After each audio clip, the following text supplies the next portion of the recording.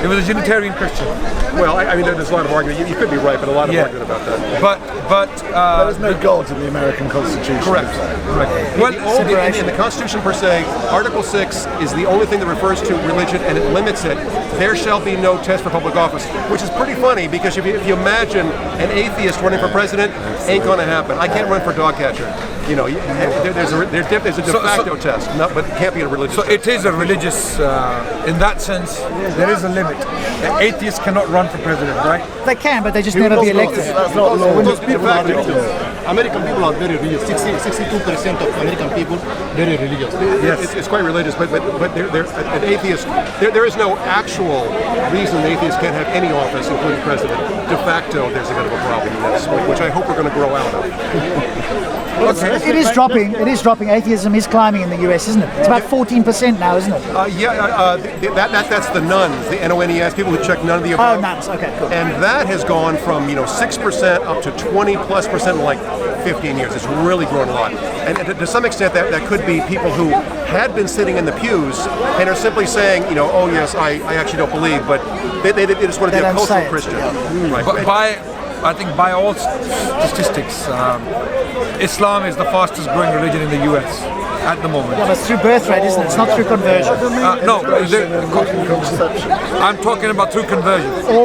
Islam is the fastest growing religion in the US. They say the fastest growing religion in the world. Sorry, it is in the world, but even in the US, it is the fastest growing religion.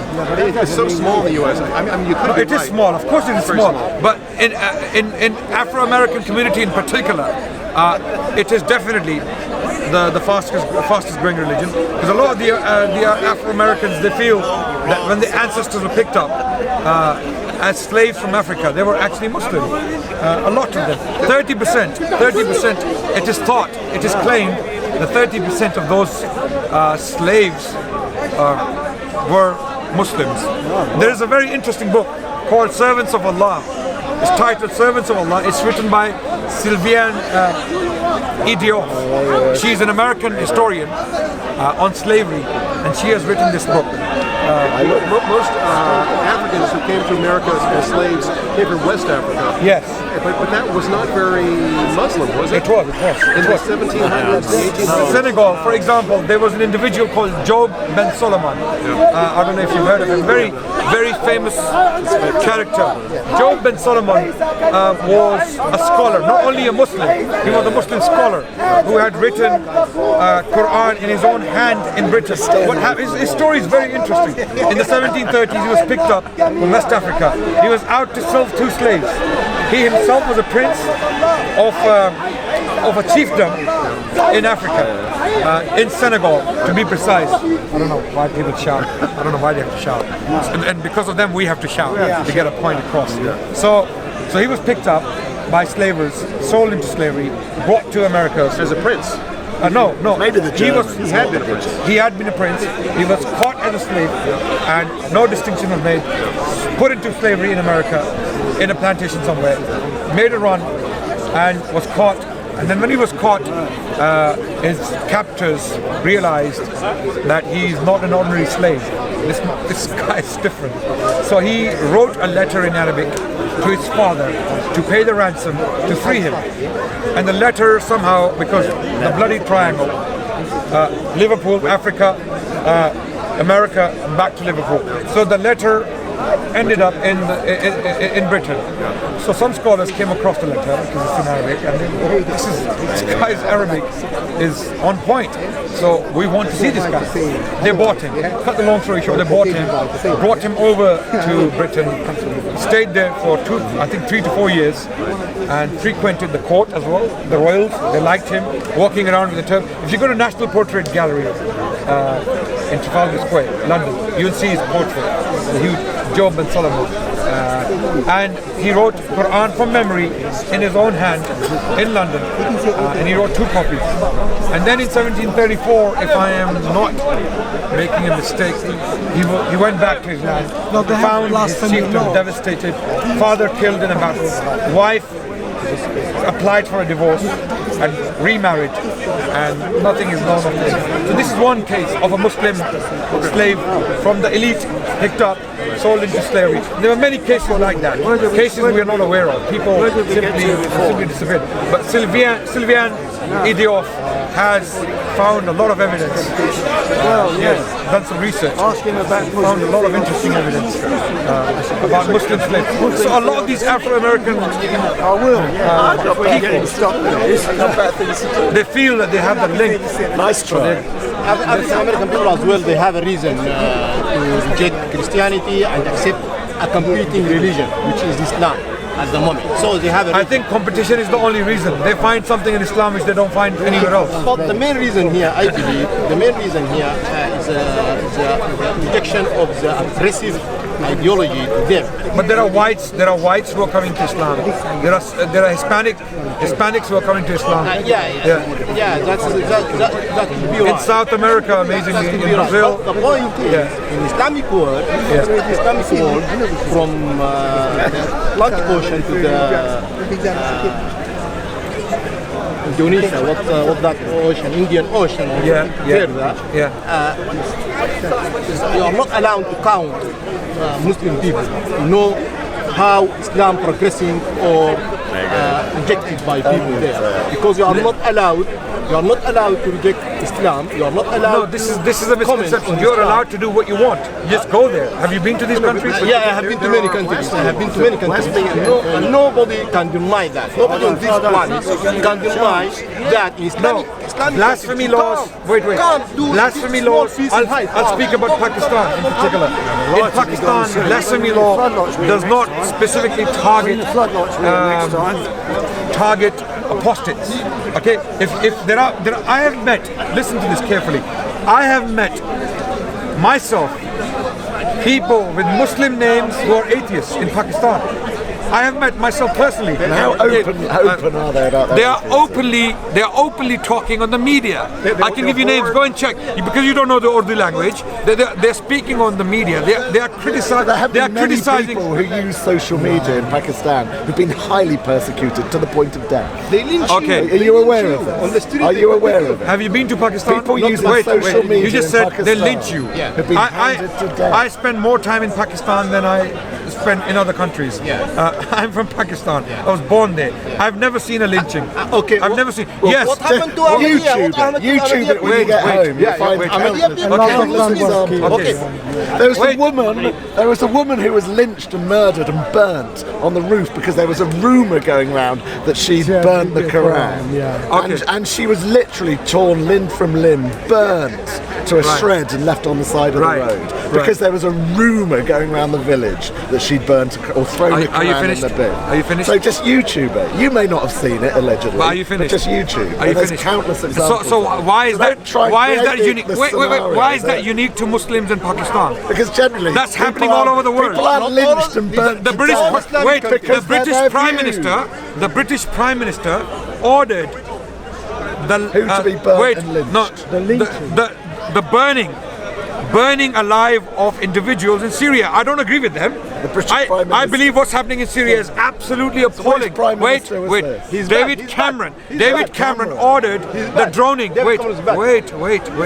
The drone. You know what droning means? Burning alive. It means burning alive. Wait. So it's happening. It depends how you see it. It depends. There are certain mobs burning people because they're just mobs. They're stupid people. Okay. And on the other hand, you have people who have studied at Eton, right? Oxford graduates who are ordering the burning alive of individuals in other parts of the world. Their reasons may be different. Their reasons. Why is that nonsense? Why is burning alive in one case okay and in other case it's barbaric? Okay. In no case, okay. Thank you. So it's not something peculiar to Muslims in Pakistan. No. So you have to admit that. You have to admit it. Thank you. And I believe in all cases it's barbaric. In all cases it is extrajudicial. It is barbaric. It is regressive. In Ireland 30 years ago, they were killing people for being Catholic and Protestant. Thank you. IRA was bombing. They blew up the Staples Corner. So this phenomenon. Don't point a finger at Muslims in Pakistan. You're barbaric for some reason. No, Pakistan is not Pakistan. Are you African? Are you African? Have you seen burnings in Africa? Yeah. Have you? So it's not something Muslim or Pakistani, is it? Yeah, we do it. We did it. It happens in America. Burning alive happens in America. Everywhere. We agree with you. The problem is when it happens somewhere else, like by David Cameron, by Hitler, by Stalin, by anybody else, it's not in the name of religion. It's not. That's complete. It's in the name of ideology. Okay, finish it's in the name of ideology. So why can you do it in the name of ideology and not religion? Because religion is an ideology. Exactly. Let me finish. So when people do it in the name of religion, let's see what the religion say. Okay, let's see what the religion has to say. But an ideology may justify. David Cameron, when he ordered the execution, extrajudicial killing of certain individuals, extrajudicial killings, yes, without a trial. There was no trial. Okay, and I don't. Like Osama bin Laden, for example, by the Americans. Was that an extrajudicial killing? Yes, it was. The killing of Osama bin Laden. It was. Really I don't agree with bin Laden. I don't agree with bin Laden. You disagree with his killing? I disagree with any even if Hitler, listen, even if Hitler was killed extrajudicially, I would condemn it, because even Hitler, being the barbarian he was, deserves a trial. If we have rules and principles, we have to have rules for all people, right? Just because some people have been dehumanized, do they lose their humanity? They don't. Okay.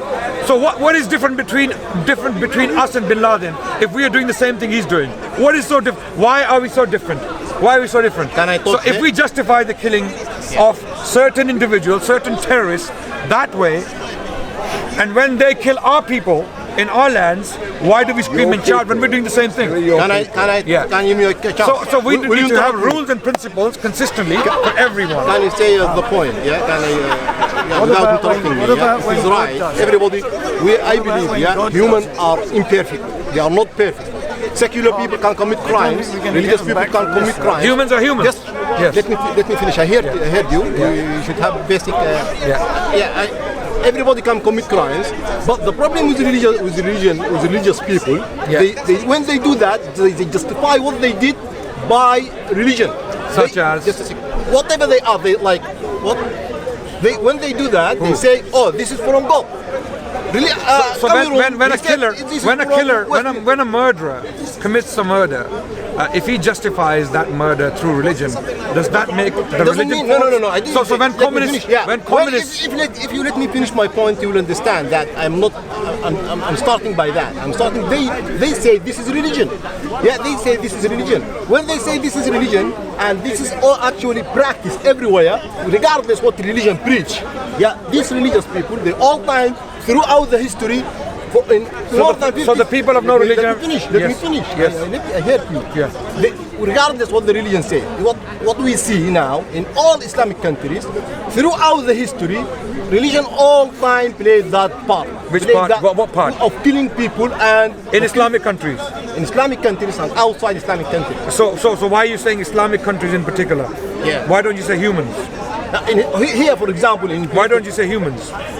What do you mean? Why are you saying Islamic countries? So why have you created this dichotomy, Islamic countries and non-Islamic countries? So there are two parts of the world: Islamic part and the non-Islamic part. No, it happens everywhere. Okay, so let's use the word humans. Right? Human. So wait. I have to stop you there. Mexican drug cartels, Islamic? No. Okay. Keep listening. Keep listening. That's what I'm saying. Okay, wait. It happens keep from listening. everybody. Wait, let me finish. That's what you are saying. Let me finish. Mexican drug cartels, non-Islamic. Muslim and non-Islamic. Colombian drug cartels, non-Islamic. Okay. Hitler, Stalin. American gang. David Cameron, May. Okay. All of them. So humans do the same. They do the same. So don't say Islamic. Yeah, exactly. You have to admit that. It's very cultural background. It's all coming to a very you have to admit that. these secular people do crimes and religious people do crimes. You are not different. You are not different. The fact that you are religious and you are Muslims and you are honest and that did not stop you in the history from committing the same crime. You have to admit that, because secular people now, but the problem is they have more than you. They have advantage that they can criticize themselves. They question their actions. When did the secular people come about? What do you say? When did the secular people you're talking about? Yeah. When did they come about? Recently. When? Recently. It started long time. What is the point of beginning? What's that? What is the point of beginning? When did they begin? What year? What is the year zero of secularists? No, John Locke, for example, is a very secular. Secular. John Locke, philosopher. John Locke. Yeah. Locke. Yeah. Well, Europe was not secular at the time. No. Locke was. Locke maybe. He can claim. Have you read his writings? Some of them. Which one? Some of them. Which one? So I have read this. How you call it? I forgot. You talk about the state, secular state, and I read about that. What is it called? I forgot. Which work? I forgot. Was John Locke a deist? No. I thought John Locke was a Unitarian. He's secular. No, Locke was a Unitarian Christian.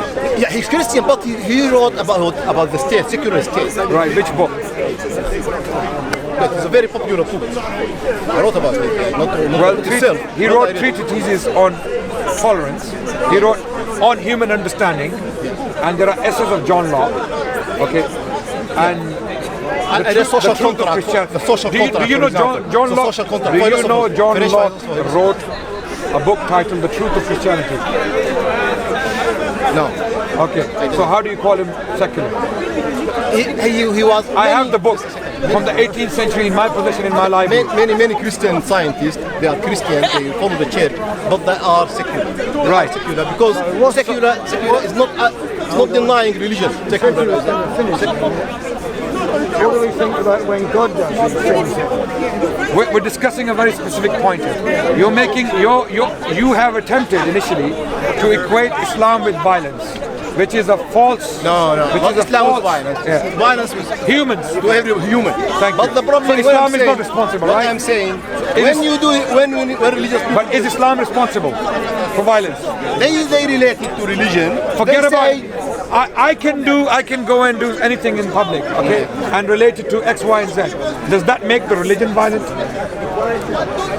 And there are secularists, there are communists, there are capitalists, there are fascists, there are all kind of people on the planet doing all kind of things, and they equate it or they attribute those things to their ideologies.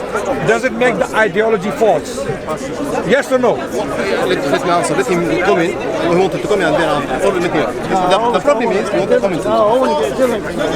What's the position when God does it? Sorry? So what's the position when God does it? And kills it? God can do what he wants. Why? So this is another question altogether. Okay, we're talking about humans. We're talking about Islam. When I mention Islam in Pakistan, people suddenly jump, lynching, burning people. No such thing exists. What happens is your newspapers and your news outlets, they hype and magnify things that take place in Muslim countries, okay, and they paint Muslim countries as very, very backward, barbaric abodes, right? But the reality is otherwise. When you go to a Muslim country, you see people are very friendly, they're very nice, and when you look at terrorists, people who want to cause havoc, they don't have their reasons in religion. Their reasons are in geopolitical realities. Okay, they are doing things for political ends. What's the position when God